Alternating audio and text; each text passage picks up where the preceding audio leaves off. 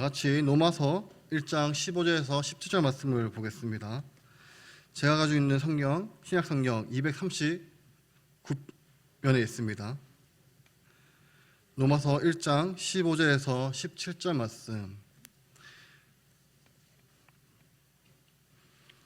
제가 먼저 읽겠습니다. 그러므로 나는 할 수 있는 대로 로마에 있는 너희에게도 복음 전하기를 원하노라.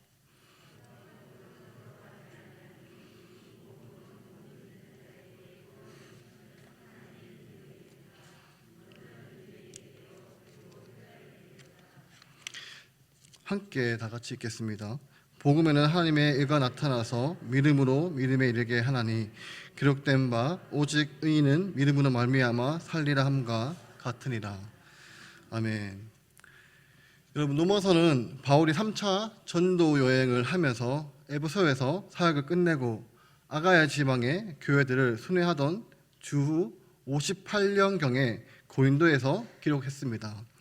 바울은 로마서 16장 23절에서 로마 교회에 문안하는 여러 성도의 이름 중에서도 고린도 시에 있는 재무관 에라스도를 언급하여 자신이 로마서를 기록했던 도시가 고린도임을 밝히고 있습니다. 바울은 이방 교회의 대표들과 예루살렘으로 가려던 참이었습니다. 기근에 시달리던 이 예루살렘 교회를 돕기 위해 이방 교회의 연보를 모아 로마의 정반대 방향으로 나아가고 있었던 것입니다. 자신은 예루살렘을 가려고 하면서도 이 예루살렘의 일을 마친 이후에 로마를 방문하려는 목적을 가지고 먼저 로마서를 기록해서 보냈습니다.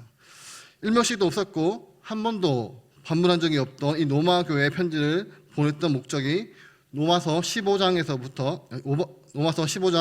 22절부터 29절까지 잘 나타나고 있습니다. 지중해 이 북쪽에서 복음 전도를 마무리했다고 여긴 이 바울이 스페인으로 가고자 했고 그 도움을 로마 교회로부터 받고자 했던 것이었습니다. 내가 거기 갔다가 후에 로마로 보아야 하리라라고 말했던 이 사도행전 19장 21절의 말씀처럼 이 바울은 예루살렘에서 로마로 이동한 후 로마에서 복음을 전한 이후에 이미 머리를 그어놓고 있었던 것입니다.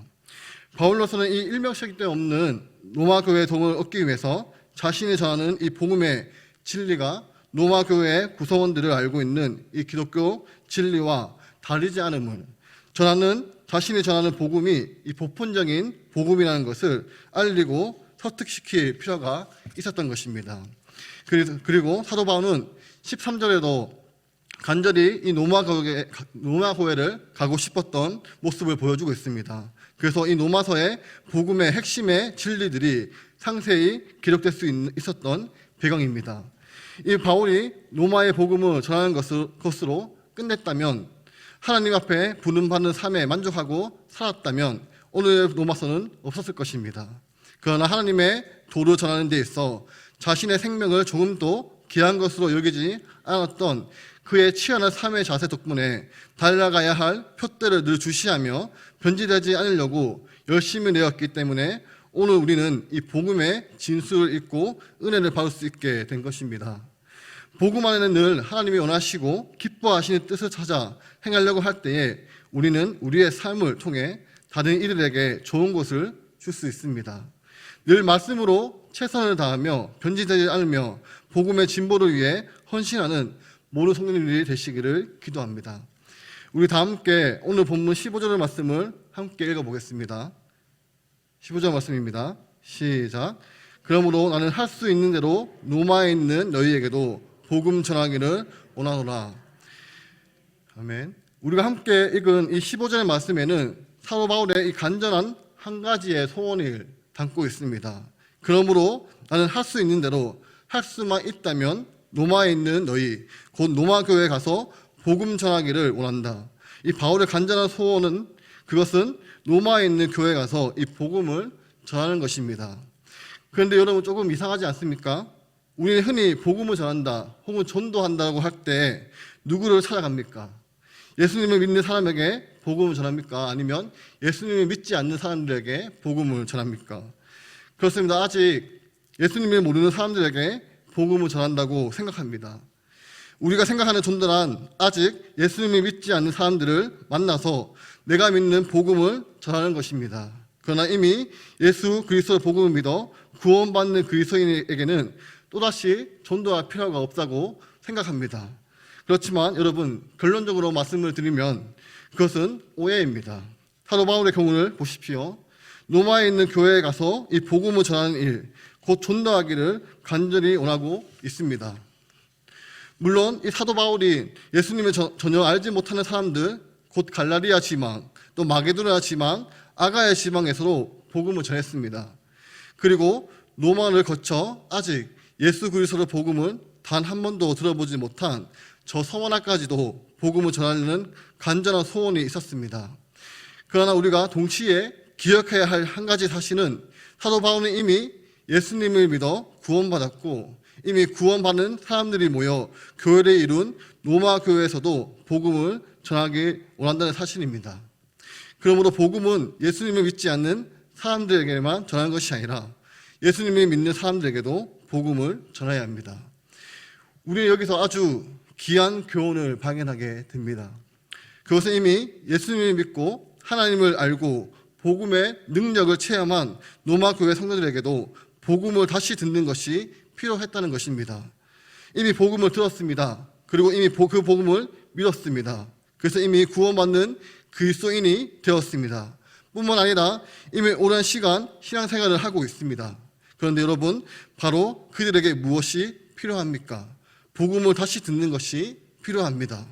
처음 예수님을 믿고 이 복음의 능력을 체험하며 내 마음의 기쁨이 샘솟듯 솟아납니다. 그러나 너무나도 죽었습니다. 내 마음의 감격이 흘러넘칩니다. 나는 하나님 앞에 감히 죽을 수밖에 없는 죄인인데 나의 그 많은 죄악이 예수님께서 흘리신 이 보혈로 깨끗해졌다는 사실이 너무나도 감격스럽습니다. 하나님께서 나를 의롭다고 선언하시고 나를 하나님의 자녀라고 하나님의 아들과 하나님의 딸이라고 말씀하시는 것이 너무 좋았습니다. 사람들이 흔히 이것을 구원의 감격이라고 합니다. 처음 예수님을 믿으면 이런 구원의 감격이 넘쳐 흘립니다. 이때는 하나님께 기도하는 것이 좋고 하나님의 말씀인 성경을 읽는 것이 좋습니다. 조금이라도 시간을 내어서 기도하고 성경 읽고 내가 체험한 예수 그리스도의 복음을 다른 사람에게 전하고 싶습니다. 그것이 구원의 감격이라는 것입니다. 그런데 예수님을 믿고 시간이 흐르며 불행히도 이 안타깝게 슬프게도 내 마음에 구원의 감격이 사라지게 마련입니다. 신앙생활을 오래 하다 보면 이 복음의 감격이 껍데기만 남게 됩니다. 복음이라는 것은 압니다. 예수님의 십자가의 부활에 대해서도 잘 알지요. 다른 사람에게도 설명할 수도 있습니다. 그러나 내 마음에 그 감격이 사라져 버렸습니다.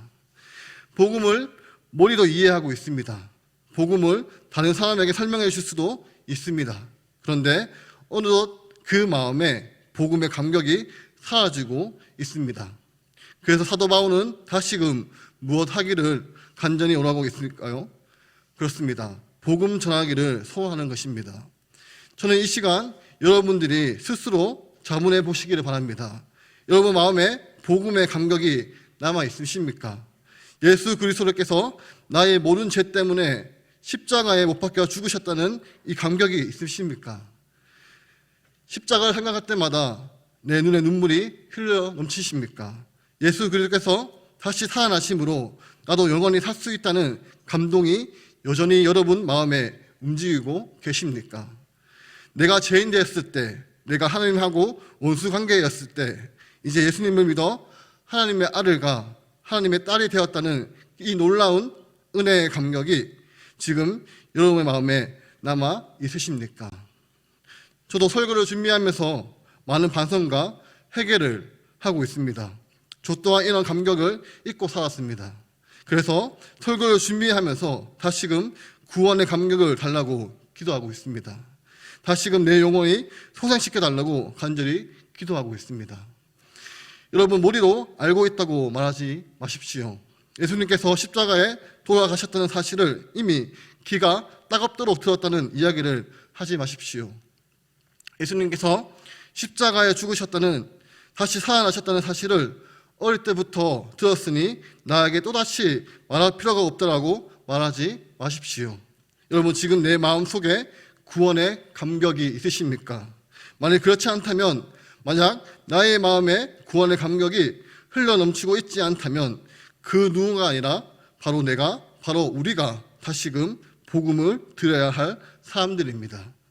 여러분, 사도 바울은 왜 그토록 자신의 복음에 집착하는지, 다른 그 무엇이 아니라 복음에 자신이 붙잡혀 있는지를 16절에 말씀하고 있습니다. 우리 16절의 말씀을 같이 읽어보겠습니다. 시작.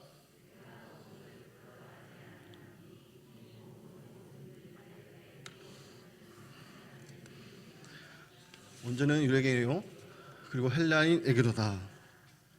아멘. 바울은 지금 복음은 무엇으로 묘사하고 있습니까? 모든 믿는 자에게 구원을 주시는 하나님의 능력이라고 말씀하고 있습니다. 복음에는 인간을 구원하는 능력이 있습니다. 여러분, 그 사실을 믿으십니까? 복음에는 우리 개인을 새롭게 할 수 있는 하나님의 능력이 있습니다. 복음에는 우리 교회를 새롭게 할 수 있는 하나님의 능력이 있습니다. 복음에는 우리 민족을 새롭게 할 수 있는 하나님의 능력이 있습니다.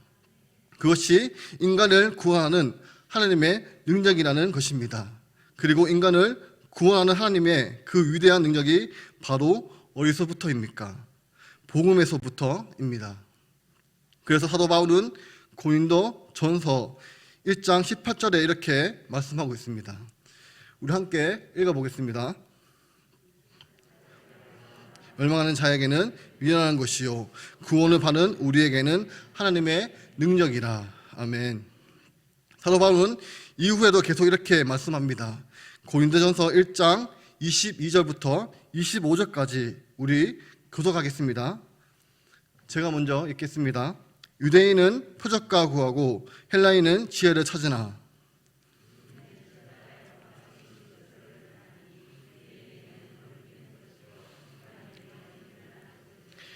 오직 부르심을 받는 자들에게는 유대인이나 헬라인이나 그리스도는 하나님의 능력이요 하나님의 지혜니라. 하나님은 어리석음이 사람보다 지혜롭고 하나님의 약하심이 사람보다 강하니라. 아멘. 여러분, 복음은 믿지 않는 사람들에게 미련해 보입니다. 시시해 보입니다. 별거 아닌 것처럼 보입니다. 그러나 예수님을 믿는 우리는 압니다. 복음이야말로 인간을 구원하는 하나님의 능력이라는 것을. 그런데 오늘 본문을 가만히 묵상하다 보면 인간을 구원하는 하나님의 능력, 그 복음에 이 땅의 모든 인간들에게 구원을 선사하지 않는다는 것을 알게 됩니다. 16절을 다시 한번 보겠습니다. 내가 복음을 부끄러워하지 아니하노니 이 복음은 모든 믿는 자에게, 여러분 누구에게입니까? 믿는 자에게 구원을 주시는 하나님의 능력이 됨이라고 말씀하고 있습니다. 다시 말해 이 땅의 모든 사람들이 아니라 믿는 사람들, 믿음의 사람들, 예수 그리스도의 복음을 듣고 그것을 거부하는 것이 아니라 복음의 말씀을 믿음으로 받아들인 사람들에게 하나님의 구원의 능력이 임한다는 것입니다. 이 사실을 믿으시기를 소망합니다. 여러분, 우리 기독교는 종교개혁으로 탄생이 되었습니다. 여러분, 종교개혁을 많이 들어봤을 것입니다. 16세기 여러 명의 종교개혁을 주도한 인물들이 있었는데 그 중에 가장 이름이 잘 알려진 독일의 마르틴 루터는 바로 오늘 본문 로마서 1장 17절 말씀 때문에 종교개혁을 다행하였던 능력의 말씀입니다. 그는 로마서 1장 17절에 의인은 믿음으로 살리라라는 말씀을 깨닫고 오직 믿음이야만이 사람을 이롭게 할 수 있는 확고한 신앙을 가지게 되었습니다. 이때 그 왕 네오 10세는 이 산피에르트 대성당, 지금의 성 베드로 대성당을 건축하기 위해 면죄부를 팔았습니다. 이때 사자들은 누구든지 회개하고 기금을 내면 죄를 용서받을 수 있습니다. 돈이 이 상자 속에 짤랑하고 들어가는 순간 영혼은 지옥 불길 속에서 튀어나오게 됩니다라고 설교를 했습니다. 심지어 이 면죄부를 사면 성모 마리아를 범한 죄라도 용서받을 수 있다라고 말할 정도였습니다. 이러한 상황에서 마침내 루터는 1517년 10월 31일 비텐바르크 성 교회의 정문에 95개의 조의 방문문을 걸게 됩니다. 일종의 이 항해문은, 이 방문문이 교회 정문에 붙인 대자보 수준에 불과했다고 합니다. 그런데 이것이 입에서 입으로 전해지면서 일종의 사람들의 관심을 일으켰고, 나중에 마침내 독일의 국경을 넘어 유럽 전체로 확산되었다고 합니다. 그렇다면 이러한 과정을 통해서 루터가 주장하는 것은 무엇입니까? 그렇습니다. 인간은 오직 믿음으로 구원을 받을 수 있다는 것입니다. 사람이 만든 형식이나 권위 같은 외면적인 것은 구원과 아무런 관련이 없으며 오직 예수님을 믿어야지 구원을 얻고 또 영생을 받을 수 있는 것입니다. 기독교의 진리는 사자들의 권위에 있는 것이 아니라 하나님의 말씀에 있으며, 인간들은 예수님을 통해 구원을 받습니다. 그렇다면 여러분, 예수님은 어떠한 분이십니까? 예수님에 관해서 많은 구절이 있지만 오늘 우리는 이 빌립보서 2장 6절에서 11절의 말씀을 같이 함께 읽어보겠습니다. 시작. 그는 근본 하나님의 본체시나 하나님과 동등함을 취할 것으로 여기지 아니하시고 오히려 자기를 비어 종의 형체를 가지사 사람들과 같이 되셨고 사람의 모양으로 나타나사 자기를 낮추시고 죽기까지 보충하였으니 곧 십자가에 죽으심이라. 이러므로 하나님이 그를 지극히 높여 모든 이름 위에 뛰어난 이름을 주사 하늘에 있는 자들과 땅에 있는 자들과 땅 아래에 있는 자들로 모든 무릎을 예수 이름을 꿇게 하시고 모든 입으로 예수 그리스도를 주라 시인하여 하나님 아버지께 영광을 돌리게 하셨느니라. 아멘. 사도 바울은 오늘 본문 마지막 절 17절에 이렇게 결론을 내립니다. 복음에는 하나님의 의가 나타나서 믿음으로 믿음에 이르게 하나니 기록된 바 오직 의인은 믿음으로 말미암아 살리라 함과 같으니라. 아멘.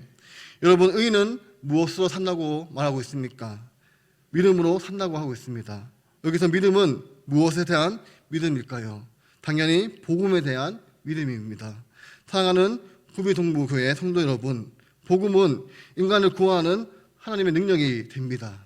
그러므로 우리 예수 믿는 사람들은 복음의 능력으로 이 세상을 이기기 위하여 복음을 믿는 믿음으로, 예수 그리스도에 대한 믿음으로, 예수 그리스도의 십자가의 죽음과 부활에 대한 분명한 믿음으로 살아가야 합니다. 다른 믿음이 아니라 오직 복음에 대한 믿음, 오직 복음만을 붙잡는 믿음입니다. 사랑하는 구미동부교회 성도 여러분, 반드시 기억하시기를 바랍니다. 우리에게 필요한 믿음이란 우리를 구원하시는 예수 그리스도의 복음을 전적으로 신뢰하는 마음입니다. 기도하겠습니다. 하늘에 계신 하나님 아버지, 우리가 세상 속에서 또 믿음의 공동체 속에서 우리 스스로를 누구라고 부르고 있는지 돌아볼 수 있기를 바랍니다. 오직 주님과의 관계에서 종임과 사도임을 증언하며 그 부르심을 따라 다른 짓 하기를 쉬지 않았던 바울을 떠올리며 오늘 우리가 서 있는 곳과 가야 할 길이 어디인지 가늠해 보는 시간이 되게 해 주옵소서. 모든 믿는 자에게 구원을 주시는 하나님의 능력이 오늘 우리와 함께 하시기에 지난날의 현실 속에서도 터져 일어나 우리를 인도해 주시옵소서. 예수님의 이름으로 기도드립니다. 아멘. 지금은 주 예수 그리스도의 은혜와 하나님의 사랑하심과 성령님의 교통하심이 복음을 전적으로 신뢰하며 결단하는 구미동부교회 성도 위에 영원토록 함께 있을지어다. 아멘.